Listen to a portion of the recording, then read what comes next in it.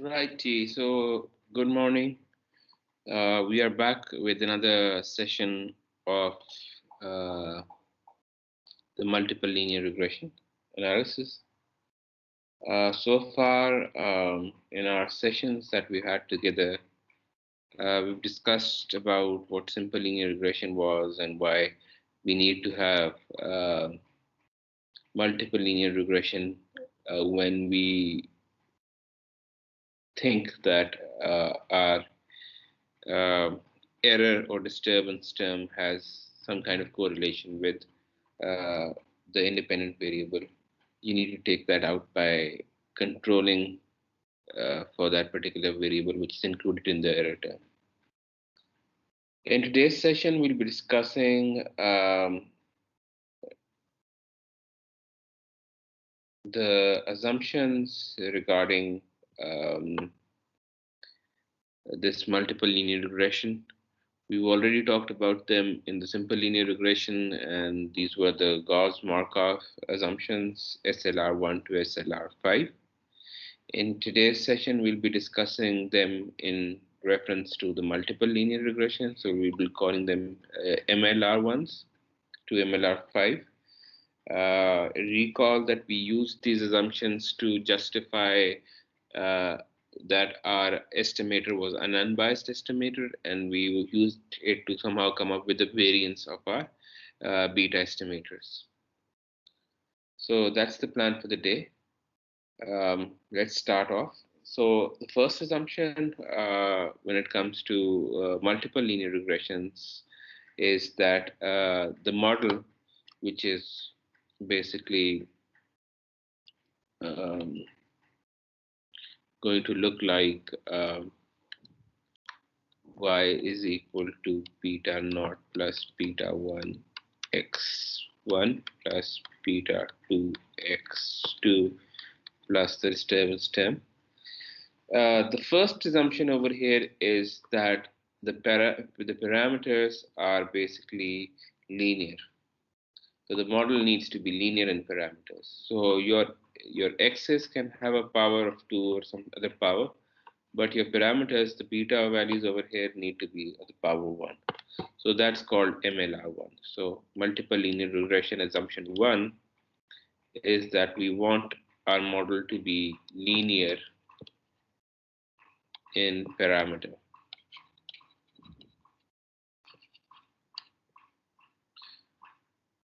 The second assumption is that about random sampling. So these observations that you'll be collecting to actually come up with estimates for beta naught 1, beta 1, and beta 2, the sample needs to be collected randomly. So the second assumption over here is MLR2, which talks about the random sampling of observations.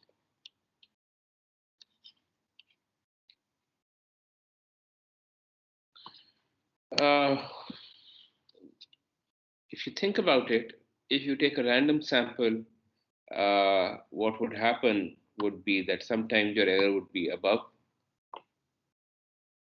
and sometimes would be below the actual value, and this would therefore cancel out if you have taken a sample of n random observations. So that's the second uh, assumption of multiple linear regression. The third assumption over here is regarding the independent variables. And the third assumption basically says that there should not be perfect collinearity between uh, the independent variables. So what this means is that your independent variables x1 and x2 should not be perfectly correlated. Perfectly correlated is basically saying that if x goes up, y goes up as well. And we normally, when we're doing our analysis, we consider, because x1 and x2 will be correlated, but they're not allowed to be perfectly correlated, because when they're perfectly correlated, uh, what happens is that you're basically adding a redundant variable into the regression model. So it's the same thing. So you can't have two variables that are representing the same thing in the regression model. And basically, this normally happens when you have, for example, if x was income, so one variable could be income and the second in dollars, and the second one could be income in rupees. This would be these two variables, income in rupees, would be kind of perfectly correlated. So that basically is not allowed. So let's zoom this out. So that's the third. So the third assumption over here is no perfect collinearity. So your independent variables are not allowed to be correlated. So your x1 and x2 should not be correlated. If you were to find the correlation between these two variables, x1 and x2, they should not be perfectly correlated. The stress being on perfectly correlated, which means more than 80% correlation, is not something that should be happening in your independent variables.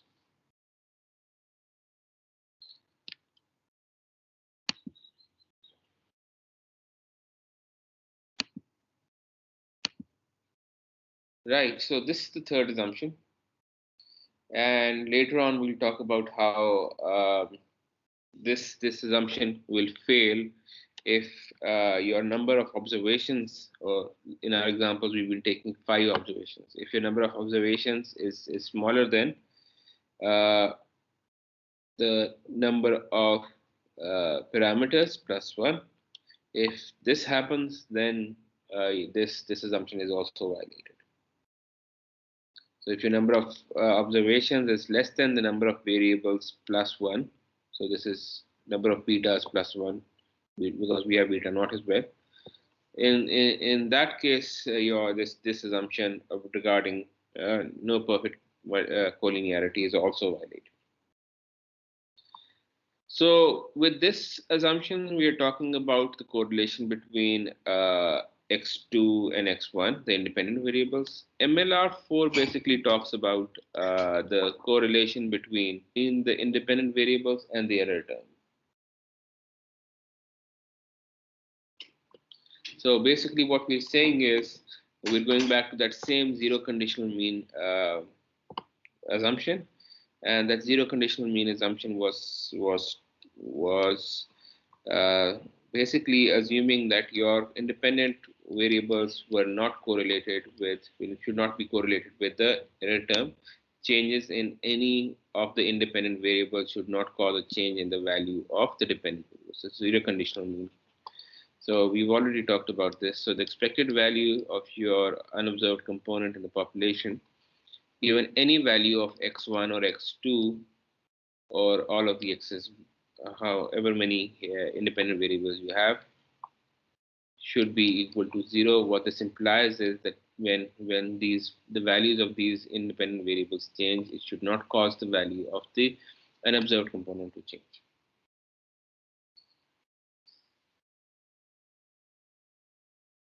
And we've already talked about how if you don't include an important variable in the model when you're coming up with this model, if for example x2 and x1 were correlated and you did not actually model this, and you modeled an equation that was just y is equal to beta naught plus beta 1 x1, then this x2 becomes part of the v, because v is now beta 2 x2 plus the mu.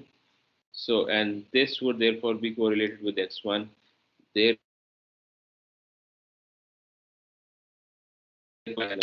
basically that your error term is not correlated with the independent variables gets violated.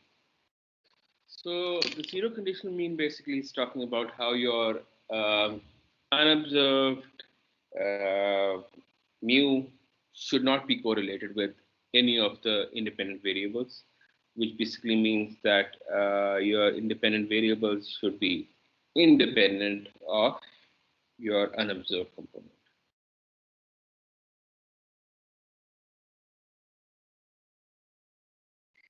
If for any reason your independent variable is correlated with your error term, then we say that your independent variable, in this case x1, is is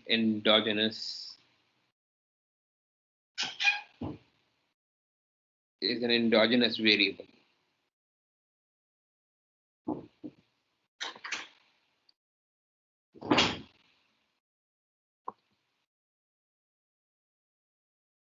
So if your error term is correlated with one of these independent variables, then that independent variable is said to be an endogenous variable. So now that we've talked about these four assumptions, recall that once we had come up with this zero conditional mean assumption, we went on to talk about how this can be actually used to show the unbiasedness of the beta estimators. So in this video lesson, I will not be going into a lot of detail regarding the unbiasedness of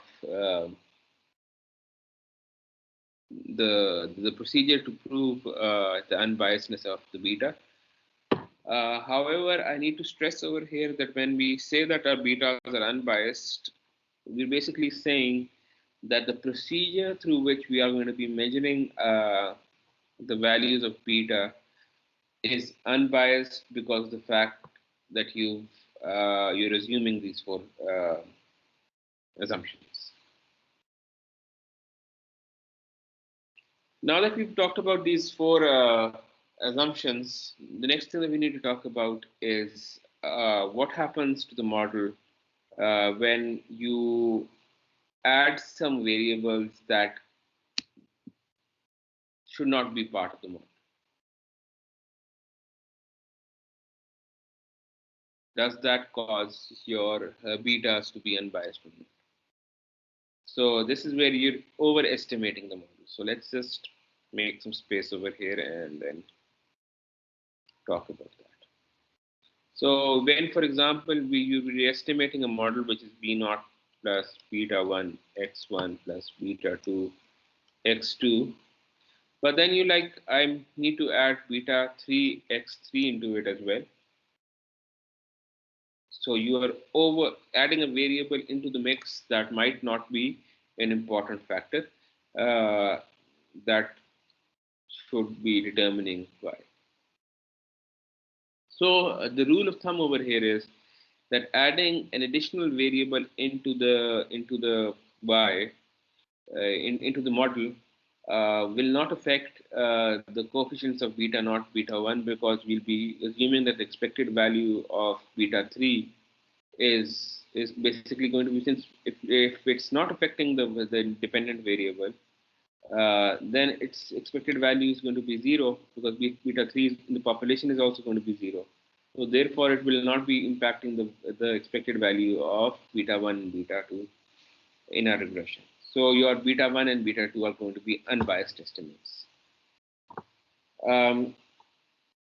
But adding additional variables into the model does cause a couple of things. It impacts variance. When we go about talking about the variance of the betas, we'll talk about how including extra variables into the model might not impact the unbiasedness of the beta 1 and beta 2, but it will impact the variance of the betas, and then it will impact the standard errors of the betas as well. And finally, one last note over here is recall when we were talking about R square, we talked about how R square never decreases when you add an additional variable into the model. So adding this additional variable into the model will cause the R square, or how well your model explains variation in Y to increase, if by a very small amount. But it will cause the R square to go up, and adding variables into a particular model will never cause the R square to go down. Now that we've talked about how adding an additional variable into the model does not cause any problem for our model, it although it results in the variances of the betas getting affected, but the coefficients don't get affected, and the coefficients are the same as that of the true population. Now what we want to know is what happens if we do not include an important variable into the mix. That's where we omit one of the variables that should have been part of the model. What happens then? The true model, the actual model uh, was y hat, beta naught hat. So this is the estimated value.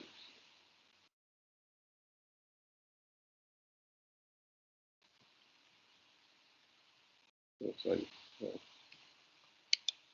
So this is what the true model should have been if you were to estimate the model. But for some reason, what you do is you end up not including or omitting this second variable from the regression. So rather than including it into the regression, you run a regression where y is estimated as just being beta naught plus uh, beta 1 tilde x1. So basically, if you notice over here, what's happened is I have not included this variable. So this variable was important for the regression, you omitted it. When this kind of thing happens, we've already talked about how we've talked about how beta 1 in this case and beta tilde over here, 1 tilde over here in this case would not be the same unless there were some conditions that we talked about in the previous session. We talked about how if x1 and x2 were not correlated, then the beta 1 and the beta 1 hat and the beta 1 tilde would be the same. And we talked about how if beta 2 hat was actually 0 in the population, then beta 1 would be equal to beta 1 tilde. But what basically what so in more detail, this beta 1 tilde over here is actually equal to the beta 1 hat plus beta 2 hat times gamma 1 tilde. And this gamma tilde over here is telling you the correlation between x1 and x2. So how are x1 and x2 correlated? It's the correlation between x1 and x2. And beta 2 is basically just the coefficient or the slope coefficient. Now, how do we get this gamma 1 tilde? So gamma 1 tilde is basically arrived when you regress x2 on gamma 0 plus gamma 1 on the other variables. So you regress x2 on x1. And when you do that, since notice over here that this is the actual value, so I can actually put an error term over here. This slope coefficient is telling you how x2 and x1 are correlated. So this is where the gamma tilde 1 is coming from. So when you omit an important variable like this from the model and you estimate this, your beta 1 tilde is unbiased, is biased. Is biased because it's the actual value plus something, and this something is beta 2, which is basically representing the slope of or the responsiveness of changes in x2 to y. If there is no relationship between x2 and xy, then this beta 2 is going to be 0. Beta 2 hat is going to be 0. So this beta 2 is going to be 0. So you end up with beta 1 tilde being equal to beta 1 hat. Or if you run the regression between x2 and x1 and x1 does not explain anything about x2, then this beta is going to be 0. So this gamma is going to be 0. If that's the case, then again you will come up with beta 1 hat being equal to beta 1 tilde. And that is where you are not going to be causing any bias in your estimate. So there are two cases in which your one hat, beta one hat and beta two hat can be the same. That's when uh, the same would mean that the values are unbiased. So they'll be unbiased, or beta one hat is going to be the same as beta one tilde if x2 does not have an impact on y, so beta 2 becomes 0. Or uh, or x2 and x1 are not correlated at all. In that case as well, this condition would hold. So what we're saying basically is that if you omit a variable from the mix, what happens is that there is a bias. So your beta 1 tilde that you estimated by omitting a particular variable here, you didn't have that variable over here, will have a bias which will be equal to the actual value of the parameter if you had included the variable plus beta 2 hat times this gamma 1 tilde. So this component over here is called the omitted variable bias. So this is the omitted variable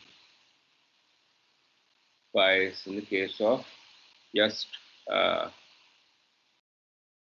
multiple regression with two independent variables.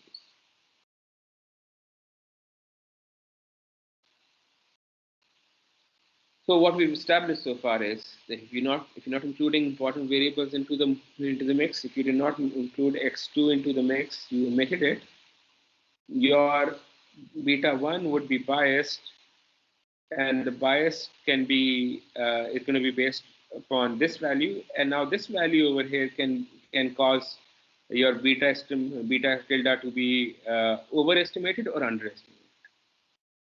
So this beta tilde value that you estimated can be overestimated or underestimated. Now this is basically going to be dependent on the signs of the correlation between the gamma 1 tilde and beta 2 tilde. So for this, what I'll do is I'll just switch to the PowerPoint slide, and I'll show you a table that will help you kind of figure out what it means when we refer to or talk about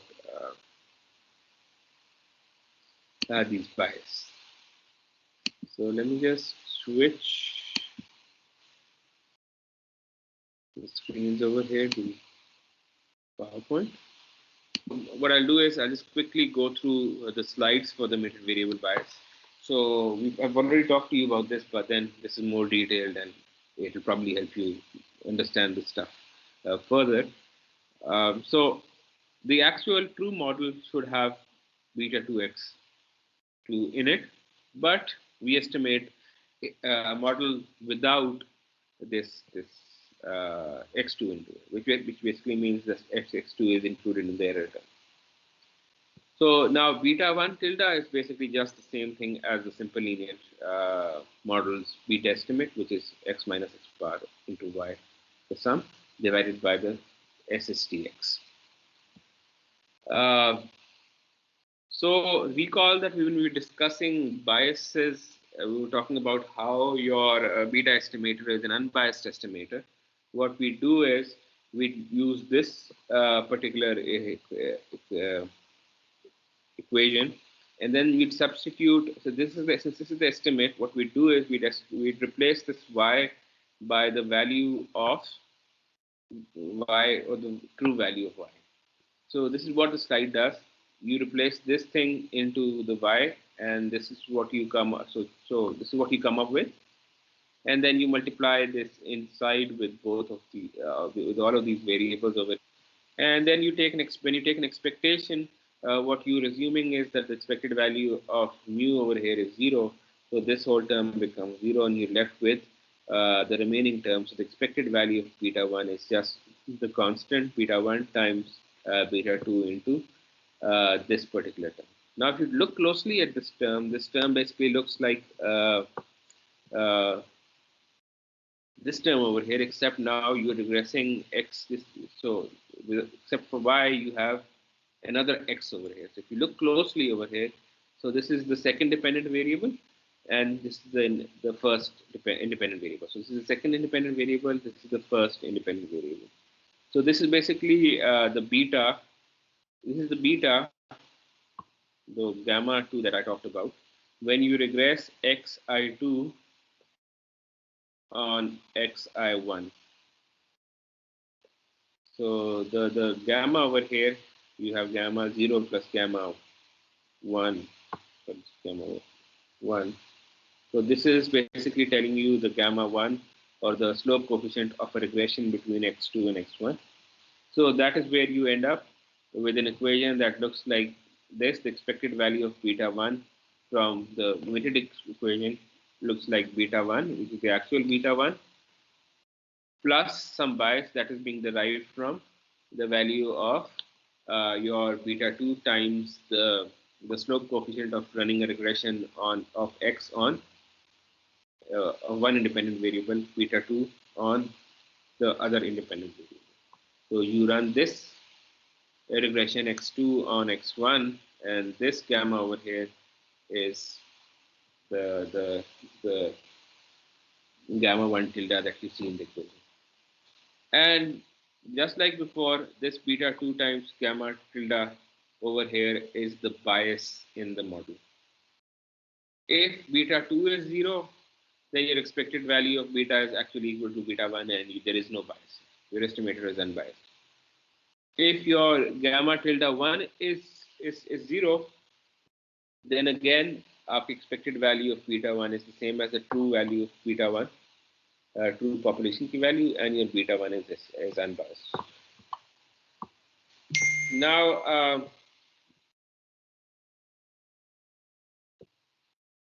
since we figured this out and we've attributed this portion beta 2 times gamma 1 tilde as being the factor that causes the bias, now we can actually figure out that if these are not 0, what kind of bias are they resulting in. So in the next slide, you see a table.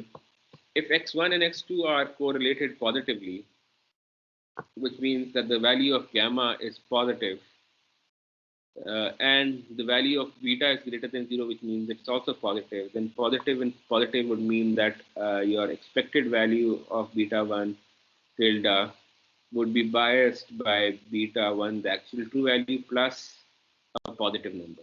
So your expected value, you'll have a positive bias in your beta value. If your correlation between your independent variables x1 and x2 is minus negative, and your beta 2 is a positive value, this would therefore mean that the expected value of beta 1 tilde would be biased, because it's going to be beta 1. Since this is a negative and this is a positive, negative and positive is a negative, would result in negative beta 2 times tilde, which is a minus. So there is going to be a negative bias in your data. And similarly, if your correlation between the independent variables is positive, and the beta value is less than 0, which means it's negative, the negative positive would cause your estimated value of beta 1 tilde to be less than the true value, because this beta 2 tilde is going to be a negative term, which would cause your estimated value, expected value to be less than the actual value. So you would have, if you were to make a distribution, if this was the true value beta 1, your expected value would be less than, or beta tilde would be less than the mean or lower than the mean. And this would basically be saying that your expected value of beta 1 tilde is biased and biased.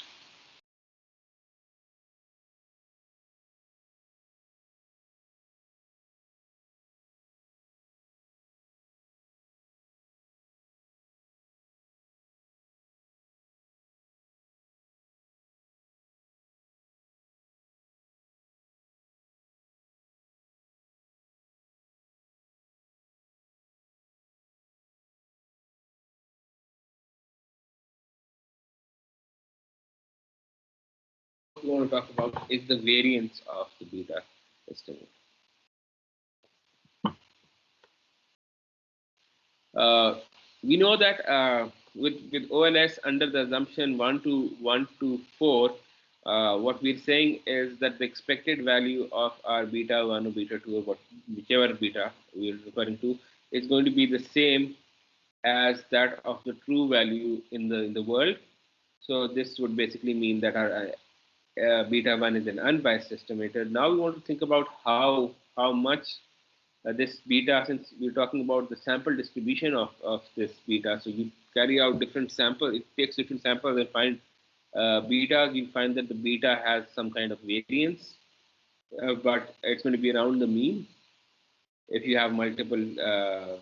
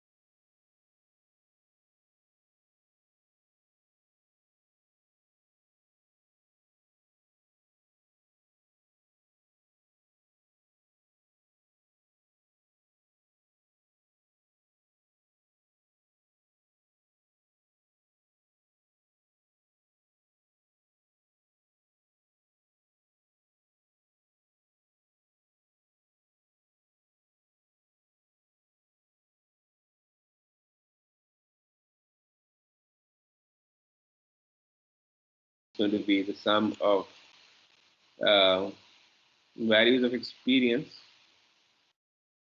minus the mean value of experience squared times 1 minus the r squared. So this is not a square, it's just the term r squared. Uh, and this r square over is calculated by running a regression of experience on the other independent variable, which is IQ. So this is how you find the value of the variance of beta 1. Once you have this, the value of the variance of beta 1, variance of beta 1, if it looks like sigma square over SST of j being the thing that's next to beta 1 times 1 minus r square of j. If you take an under root of all this thing, you end up with the standard error of beta 1, which would basically be sigma over uh, SSTJ times 1 minus R square J. Now, before I go on and discuss standard error with you, I just want you to kind of take a minute and look at the slide and kind of see if you can make some inferences regarding the variance of beta based on the formula. What can you say about the variance of beta? How much is so you can so beta is varying. So with different samples that you take, you will end up with different values of beta. So the value of beta varies, and you want it to be the variance to be as little as possible, because then the chances of you being closer to your actual true value are going to be greater. So you want the variance to be as little as possible. Now, if that's the case, so which factors actually affect the variance? Beta ke variance is being affected by three things: by the variance of or the standard deviation or the variance of the error term. So sum of the residuals is impacting the variance. अगर आपके residuals आपकी जो model की prediction in reference to the actual value is off by a lot, so this would mean your sum of square residuals divided by n minus 2 is going to be larger. If the variance of the error term is large, your beta key variance is also going to be large. The second factor that affects the variance of beta is the sum of square totals. Now this is basically telling you how the variable that you're looking at, so the variable for which you're calculating the beta, वो किस तरह very कर रहा है. So the variation in the values or the observations जो आप collect करते हैं, उसकी variation will also determine the value of the variance of beta. If your variable varies a lot, if independent variable like experience की value vary कर रही है sample के अंदर बहुत ज़्यादा, then what should happen is that your sum of square total variation should be a greater value. If it's a greater value, तो अगर छोटी value को greater value से divide करेंगे तो the variance is going to be smaller. So the variance is going to be smaller. So what you want is your independent variable S, which is represented by experience in my case that I just showed you. It needs, if its observations that you collected vary a lot, then this SST key value is going to be greater, and it's going to be larger, so variance is going to be smaller. तो पहले मैंने ये कहा कि अगर आपकी sigma square की value ज़्यादा होगी, आपकी एरर टर्म ज़्यादा वेरी जो सम ऑफ स्क्वायर रेजिडुअल्स के अंदर जो वेरिएंस है वो ज़्यादा होगी, तो आपकी variance of the beta is going to be higher. If your independent variables की observations vary a lot, that will also cause your beta value to vary a lot. ज़्यादा होगी तो बीटा वेरिएंस कम हो जाएगी. And similarly, now here's the part that, so the idea is कि आहिस्ता आहिस्ता चीजें should start to make sense to you. Now this over here is telling you the R square. or R square is basically the regression that from the regression that's done between one independent variable and the second one. So let's suppose कि आप एक regression analysis करते हैं जिसके अंदर आपने जो दो independent variables डाले हैं एक चीज डाल देते हैं. So in this example over here, there you go.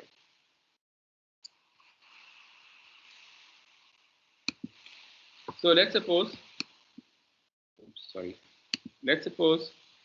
कि आप एक regression run करते हैं जिसके अंदर आप you run earnings is equal to beta naught plus beta 1 times experience in years plus beta 2 experience in months. ये months के अंदर experience in months है. Now we know that experience in years and experience in months is going to be highly correlated. So, agar it's highly correlated. If you regress experience in years on experience in months, terms, so you will find that experience in months will completely explain the variation in the value of experience in years. So R square is going to be almost equal to 1. Agar R square is equal to 1, so what happens is 1 minus 1 becomes 0, and when this becomes 0, this becomes 0, and then things start falling apart. So that is why we originally said that perfect collinearity nahi honi chahiye between your independent variables. These two should not be perfectly correlated. Now hopefully you understand why we need this assumption that experience in months, since they're the same thing, they should not be in the model. So going back to the slides, what we're saying now is that जब आपकी error की term के अंदर variance ज़्यादा होगी, this would mean कि आपके OLS estimators जो beta 1, beta 2 and estimators की value में variance ज़्यादा होगी. अगर आप इस sample में जो data इस्तेमाल कर रहे हैं उसके अंदर ज़्यादा variation होगी, तो एक education 10 साल के की ले लिए, एक 5 साल की education की information लिए और एक 20 साल की information लिए, so there is a lot of variance in the data that you've collected for education. लेकिन अगर आप खाली PhD से ले लेते हैं, 20 साल की education वाले से ले लेते हैं, so the variation in the data is very little. And when the variation in the data is not there, this term becomes 0. एक fixed value डाल देंगे तो SST 0 हो जाएगी. X vary नहीं कर रहा, sum of total variation है ही नहीं. So that's why you need to have variation in your data as well when you're running regressions. You need to make sure आपके independent variables जो है ना आपस में highly perfectly correlated now. तो ये दो चीजें practical implications की तरफ जा रही हैं. So this is the main reason why you want to go into the details for this OLS, so that they can kind of inform your decision कि यार दो variables आप experience in months and experience in years को आप regression model में डाल सकते हैं कि नहीं डाल सकते. आपका variance सही नहीं आएगी. That's why you are not allowed to put it in the model. But to summarize, what we're saying is कि अगर आपके error term की variance ज़्यादा होगी तो OLS estimators की variance ज़्यादा होगी. What we're saying is कि अगर आपके sample के अंदर variation ज़्यादा होगी, ज़्यादा data collect कर लेते हैं, आप बहुत ज़्यादा लोगों से data collect करते हैं, so then your data will have variance as well. When it will have a lot of variance, आपका जो SST component बड़ा हो जाएगा, नीचे divide कर रहा है, तो your total variance of estimators is going to be smaller. Similarly, if there is a linear relationship between independent variables, R square large होगा. जब R square large हो जाएगा, तो what would happen is कि ये 1 minus, जब R square large होता जाएगा, तो ये value 1 minus the value of R square is going to be very very small. When it's going to be small, तो total variance की value बड़ी हो जाएगी. It's the logic behind this is